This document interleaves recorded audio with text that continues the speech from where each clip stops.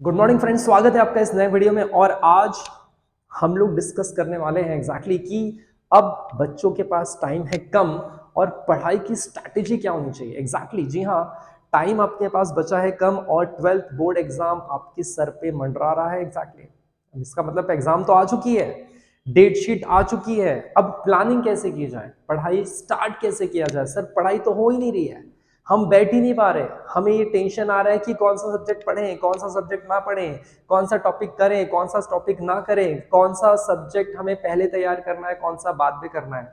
ये सारी डिफिकल्टीज आपके माइंड में चलती रहेगी और आप बुक में घंटों बिता दोगे और कुछ भी नहीं होने वाला है।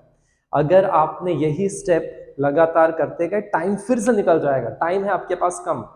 अगर देखा जाए, अभी आपके पास जो टाइम बचा हुआ है वो बहुत लिमिटेड है और लिमिटेड टाइम में ऑफ कोर्स आपको ज्यादा मेहनत करनी है और ज्यादा मेहनत करने के लिए आपको एक प्लान अच्छा सा बनाना पड़ेगा। मैं ये नहीं बोल रहा कि आप एकदम सुबह जल्दी उठो, रात को लेट नाइट पढ़ो, मैंने ऐसा कहा ही नहीं और ऐसा करने की जरूरत भी नहीं है।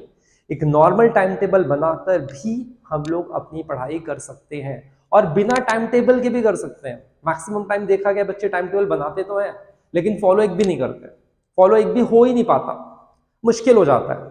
तो आपको शुरुआत करनी पड़ेगी बिना टाइम टेबल के, ठीक है। मतलब एक टाइम स्लॉट बना लो, टाइम स्लॉट के हिसाब से डिसाइड करो कि मेरा एक कंफर्टेबल टाइम क्या है पढ़ने का, मेरा माइंड कहाँ पे ज्यादा चलता है, किस समय में ज्यादा चलता है। किसी का रात को ज्यादा चलता होगा, किसी को दिन में ज्यादा चलता होगा। और थोड़ा सा सोचना पड़ेगा कि भाई अभी हमें टाइम कहाँ ज्यादा देना है, कौन से सब्जेक्ट में ज्यादा देना होगा, कौन सा चैप्टर मुझे आता है, कौन सा नहीं आता है। ये सब चीजें प्लान बनाकर आपको करना ही पड़ेगा, नहीं तो टाइम हाथ से फिर निकल जाएगा। अभी जैसे आपके पास एक दिसंबर बचा हुआ है और एक जनवरी बचा है, फेब में को तो काउंट आप कर ही नहीं सकते। 2 महीने आपके पास हैं कुल मिलाकर। अब इस 2 महीने को आपको ऐसे यूज करना होगा जैसे एकदम एनर्जी के साथ, एकदम पावर के साथ। और थोड़ा सा दिमाग अगर आप लगाओगे, स्मार्ट वर्क अगर आप करोगे ना, तो ऑफकोर्स आपके 2 महीने में अच्छा स्कोर करना बहुत आसान है, बहुत ज्यादा मुश्किल नहीं है। बच्चों को लगता है यार अभी क्या करें, 2 महीने ही बचे हैं, क्या कर सकते हैं। 2 महीने बहुत होते हैं भाई, 2 महीने कम नहीं होते हैं, 2 महीने बहुत होते हैं। तो अब कैसे आपको शुरू करना है और कैसे आपको एंड करना है, मैं आपको एक बेसिक चीजें जो मैं अपने एनालिसिस से बता रहा हूं, आप उसमें अपने हिसाब से मॉडिफिकेशन करोगे। यही एक तरीका होगा, ऐसा मैं नहीं कह रहा हूं, ठीक है। आपको बस अपना तरीका यूज करना पड़ेगा, मैं आपको सिर्फ सजेशन दे रहा हूं। एग्जैक्टली ठीक है। तो सबसे पहले क्या करो, आप अपना ना पहले बैठने का स्लॉट डिसाइड कर लो कि मुझे कौन से टाइम पे बैठना है। मॉर्निंग में बैठना है, आफ्टरनून में बैठना है, शाम को बैठना है। और सबसे खास बात, कॉलेज में अगर जो बच्चे अभी भी रेगुलर जा रहे हैं तो ये थोड़ा सा स्किप करना पड़ेगा। कॉलेज में 6-6 घंटा दे रहे होंगे बच्चे, सर बोलेंगे आप सर प्रैक्टिकल चल रहा है, सर प्री बोर्ड एग्जाम्स चल रही है, सर वो मतलब 20 मार्क का पेपर चल रहा है, वो तो देना पड़ेगा। अगर आपका प्री बोर्ड एग्जाम्स चल रही है वो जरूर दो, अगर आपका 20 मार्क्स का पेपर जो है वो भी देना पड़ेगा आपको, ये तो एग्जाम आपको देनी पड़ेंगे। लेकिन अगर आप फिर भी उसके पेपर 4 जिस दिन है पेपर देने जाओ, पेपर 20 मार्क का पेपर उस दिन देने जाओ, बाकी समय कॉलेज को स्किप करना पड़ेगा, टाइम बचाना पड़ेगा। नहीं तो 6-6 घंटा अगर आप बाहर अभी भी रहोगे, फिर कोचिंग भी है, तो फिर तो आपके पास टाइम सेल्फ स्टडी के लिए मिलेगा ही नहीं। तो सबसे पहला काम आपको क्या करना होगा, सेल्फ स्टडी के लिए टाइम निकालना पड़ेगा। फर्स्ट पॉइंट जो सबसे इंपॉर्टेंट आपके लिए है, सेल्फ स्टडी के लिए टाइम निकालना। अगर आप सेल्फ स्टडी के लिए टाइम नहीं निकाल पाओगे, आप शुरू नहीं कर सकते भाई, सिंपल सी बात है। तो पहला काम तो यही है, कॉलेज को थोड़ा टाइम कम दो, सेल्फ स्टडी पे टाइम बढ़ा दो, ठीक है। उसके बाद आप सब्जेक्ट डिसाइड करो। सेल्फ स्टडी के लिए जब बैठोगे तो ऐसा थोड़ी कि सारे सब्जेक्ट एक साथ लेकर बैठोगे, सारे सब्जेक्ट एक ही साथ पढ़ने लगोगे, सभी सब्जेक्ट एक साथ नहीं होने वाला है। आपको डिसाइड करना पड़ेगा कौन सा सब्जेक्ट मैं कब लूं, कौन सा सब्जेक्ट मुझे ज्यादा तकलीफ दे रहा है, कौन सा टॉपिक मुझे ज्यादा तकलीफ दे रहा है, ये आपको डिसाइड करना होगा। जैसे एग्जाम्पल के रूप में हम लोग देख रहे हैं, एग्जाम्पल में फॉर एग्जाम्पल आपने मॉर्निंग में बैठना शुरू किया, आपका कंफर्टेबल टाइम 7 बजे से समझ लो बैठ रहे हो, ठीक है, मॉर्निंग 7 AM। अब ठंडी का समय आ चुका है, सर नींद बड़ी आती है, 7 बजे कैसे उठेंगे, भाई उठना पड़ेगा, ऑप्शन नहीं है। अब टाइम ही नहीं है तो ऑप्शन किधर है। तो आपको 7 बजे से, एकदम नॉर्मल टाइम बता रहा हूँ, 7 बजे, बच्चे तो 4-4 बजे से उठ के पढ़ते हैं जो बच्चे स्कोर करना चाह रहे हैं, आपको तो मैं 7 बजे बोल रहा हूँ। 7 बजे से लेकर आप 9 बजे तक पढ़ो, 2 घंटे का स्लॉट बना दिया आपने, 2 घंटे आपने पढ़ाई की एकदम जम के, एक सब्जेक्ट आपने चुन लिया जो आपको अच्छा लगता है, जिसमें आपको पढ़ने में मजा आ रहा है, पहले वो चुन लो। होता क्या है, जब तक हम इंटरेस्ट आपका जगेगा नहीं ना, तब तक पढ़ाई शुरू नहीं होगी। इसलिए ऐसे सब्जेक्ट को चुन लो पहले जिसमें आपका इंटरेस्ट है, जो आपको थोड़ा बहुत समझ में आता है, जिसमें आप थोड़ा बहुत कर सकते हो, बैठ सकते हो। क्योंकि सबसे पहले तो बैठना जरूरी है ना, आप बैठोगे नहीं तो सेल्फ स्टडी शुरू नहीं होगी। तो सेल्फ स्टडी के लिए आपको बैठना पड़ेगा, और सब्जेक्ट आपके पहले फेवरेट वाले चुन लो ना यार, कम से कम बैठने का स्टार्टअप तो हो, शुरुआत तो हो, वो पहले आपका पकड़ना पड़ेगा। जैसे फॉर एग्जांपल आप अकाउंट्स अच्छा लगता है, ठीक है भाई अकाउंट पढ़ेंगे हम 2 घंटा, अकाउंट आपने एक सब्जेक्ट चुन लिया, ठीक है। उसके बाद 9 तक पढ़ने के बाद छोटा सा एक ब्रेक ले लिया जाए, वो ब्रेक छोटा सा होना चाहिए। ब्रेक अगर लंबा हो गया ना तो फिर आपको थोड़ा सा कंट्रोल डालना पड़ेगा अपने, ठीक है। छोटा ब्रेक ले लिया, फिर सेकंड स्लॉट शुरू किया आपने 9:30 से, 9:30 से आपने फिर नेक्स्ट स्लॉट शुरू किया 9:30 से 10:30, फिर 10:30 से आपने 11:30 तक, ये दूसरा स्लॉट आ गया। इसमें आपने दूसरा सब्जेक्ट चुन लिया। दूसरा सब्जेक्ट कौन सा हो सकता है, अभी हम मान के चलते हैं इकोनॉमिक्स हो सकता है, इकोनॉमिक्स आपने पकड़ लिया। फिर से आपने ब्रेक ले लिया। अच्छा ब्रेक, अभी थर्ड जो ब्रेक होगा वो थोड़ा सा लंबा ले लो, नहीं तो क्या लगेगा हम दिन भर पढ़ रहे हैं। अरे दिन भर पढ़ने का सवाल नहीं है भाई, आपको पढ़ना तो पड़ेगा ना, आपको टाइम तो निकालना पड़ेगा। तो यहां पे आप 12 बजे से 3 बजे का ब्रेक ले लो, क्योंकि होता क्या है, यहाँ पे आप लंच करोगे, खाना खाओगे, आलस आएगी, नींद आएगी, दोपहर में वैसे ही पढ़ाई नहीं होती, आलस आती है। तो भाई 12 से 3 एंजॉयमेंट के लिए डाल दो, 1 घंटा आराम करो, मस्त में रिलैक्स एकदम डीप नींद ले लो। उसके बाद 2 घंटे अपना phone, Instagram, reel and all. Sir आप फोन यूज करने बोल रहे हो, आपसे फोन छूटने वाला है क्या, मुझे बताओ।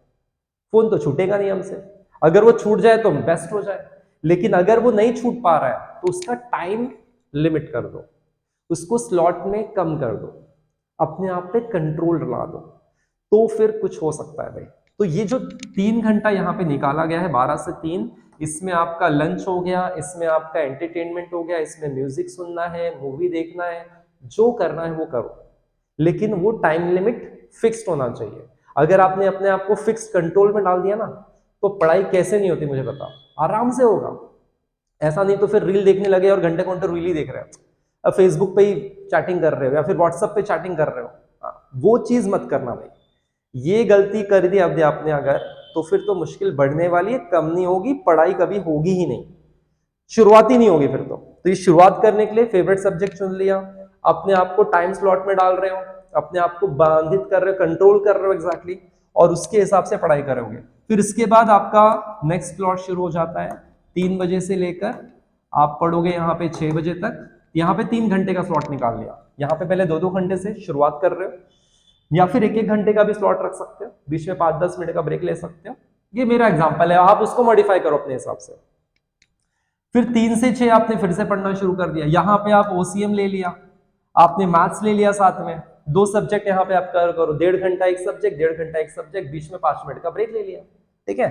अब आप खुद देखोगे फॉर एग्जाम्पल कि आप एंटरटेनमेंट भी कर रहे हो, मतलब आपसे मोबाइल भी नहीं छोड़ना है, और यहाँ पे आपके सब्जेक्ट शुरू हो चुके हैं, अकाउंट्स, इकोनॉमिक्स, यहाँ पे मैथ्स, और जिसका मैथ्स होगा वो मैथ्स ले ले, जिसका ओसी है वो ओसी ले ले, और आप ना मैक्सिमम सब्जेक्ट भी कवर कर रहे हो। ये भी एक चीज हो रही है, मैक्सिमम सब्जेक्ट भी कवर कर रहे हैं। कुछ बच्चों का रहता है कि नहीं हम एक टाइम बना लेंगे, एक हफ्ता मैथ्स पढ़ेंगे, एक हफ्ता अकाउंट्स पढ़ेंगे, एक हफ्ता इको पढ़ेंगे। ऐसा अगर आपका कंसेप्ट है आप वो भी कर सकते हो, लेकिन एक प्रॉब्लम वहां पे ये रहेगी कि एक सब्जेक्ट की गैप बहुत लंबी हो जाएगी, एक सब्जेक्ट को छोड़ दोगे, फिर दूसरा करोगे, फिर तीसरा करोगे, फिर रिवीजन करना पड़ेगा बार बार, तो ये चीजें ना हो। इसके लिए एग्जांपल मैंने आपको दिया कि आप ऐसे स्लॉट्स बनाओ, ऐसे टाइम्स डिसाइड करो हर एक चीजों के लिए। अपने नींद के लिए एक टाइम होना चाहिए, अपने एंटरटेनमेंट के लिए टाइम लिमिट होना चाहिए, अपने सब्जेक्ट के लिए टाइम लिमिट बना दो, एक टारगेट सेट कर लो, इतने दिन में ये सब्जेक्ट हो जाना चाहिए। जब तक आप ऐसा नहीं करोगे तब तक प्रॉब्लम बढ़ने वाली नहीं है, उल्टा आपकी दिक्कतें और बढ़ सकती है, ठीक है। अच्छा अब सर ठीक है, हमने ये शुरुआत कर दी, समझ लो ठीक है, आपने ये पहला स्लॉट नहीं लिया, ये एंटरटेनमेंट बड़े एकदम एनर्जी के साथ आप सॉल्व कर रहे हो, आपने 2 स्लॉट से शुरू करो। अभी अपना जनवरी आने, सॉरी दिसंबर आने का ही है, दिसंबर आने का है, तो ये जो 2-3-4 दिन बचे हैं जनवरी दिसंबर आने के लिए, तो तब आपका शेड्यूल टाइट बन जाना चाहिए। तो अभी से प्रैक्टिकली शुरू कर दो कि भाई मैंने बैठना शुरू कर दिया। अगर आपने ये 2 स्लॉट भी बैठना शुरू कर दिया, तीसरा स्लॉट शुरू करने के लिए टाइम नहीं लगेगा भाई। लेकिन आप एक भी स्लॉट नहीं शुरू करोगे या फिर टाइम बैठना नहीं शुरू करोगे, सेल्फ स्टडी नहीं करोगे, पढ़ाई होने वाली नहीं है। दिसंबर भी निकल जाएगा, जनवरी सर पे आ जाएगा और टाइम हाथ से निकल जाएगा, स्कोर करना मुश्किल है। तो इस केस में शुरुआत कहीं ना कहीं से कर दो भाई, ठीक है। अब बात करते हैं कि थ्योरी को कैसे पढ़ना है। सर अकाउंट्स तो हो जाते हैं, थ्योरी का क्या? थ्योरी का कुछ बताओ, थ्योरी का करना है। थ्योरी का हमसे होता नहीं है, रट्टा मारू नहीं हो रहा हमसे, क्या किया जाए? देखो भाई सिंपल सी बात है, पहला स्टेज है आपका रीडिंग। आपको चैप्टर रीड करना पड़ेगा। थ्योरी सब्जेक्ट कोई भी हो, इकोनॉमिक्स हो, ओसी हो, एसपी हो, कोई भी सब्जेक्ट आप थ्योरी का लो, आपको सबसे पहले बुक रीड करनी ही पड़ेगी भाई, उसके बिना तो नहीं होने वाला है। तो एक रफ रीड आपका हो जाना चाहिए। सेकंड, अब आपका अगर आपने पहले से पढ़ लिया होगा तो फिर आप सेकंड स्टेज पे आ सकते हो। फिर उसके बाद आपके पास कोई नोट्स होंगे या फिर कोई समरी होगी, राइट है, या फिर आपके पास कोई वीडियोस होंगे अगर, तो उसको रिफर करना शुरू कर दो भाई। अगर आप ये रीड नहीं करना चाहते तो कम से कम नोट्स और वीडियो तो देखो, किसी ना किसी के, किसी ना किसी वीडियो यूट्यूब पे चैनल पे अवेलेबल है, उनका देखना शुरू कर दो, उनसे रिवीजन शुरू कर दो, बोरियत हो रही है तो, ठीक है। इसके बाद आपको रिकॉल करना है। पता है आपको, हम कोई भी टॉपिक थ्योरी का पढ़ते हैं तो उसको रिकॉल करना बहुत जरूरी है। आपकी गलती कहां पे हो रही है पता है क्या? हम रीड करते जा रहे हैं। जैसे मैं आपको बताता हूं, आपने कोई भी सब्जेक्ट उठाया, आपने उसको पढ़ना शुरू किया, है ना, ये ऐसे पन्ने पलटा रहे, हाँ ये भी रीड हो गया, अच्छा ये भी रीड हो गया, अरे ये भी पढ़ लिया, अरे वाह ये भी हो गया। आप क्या कर रहे हो? आप सिर्फ रीडिंग कर रहे हो। आपने यहाँ पे जो पढ़ा है इसको रिकॉल नहीं किया। अब जब रिकॉल आप नहीं करोगे तो आपकी पढ़ाई हो रही नहीं हो रही कैसे पता चलेगा? आपकी तैयारी कितनी हो रही है पता ही नहीं चलेगा। फिर पेपर में आपका क्या आएगा, वही इश्यू, फिर से आप पेपर में लिख नहीं पा रहे हो, फिर से आपको याद नहीं आ रहा, क्वेश्चन आंसर पॉइंट याद नहीं आ रहे। इसका मतलब ये हुआ, आपको, आप थोड़ा पढ़ो, रिकॉल बार बार करो।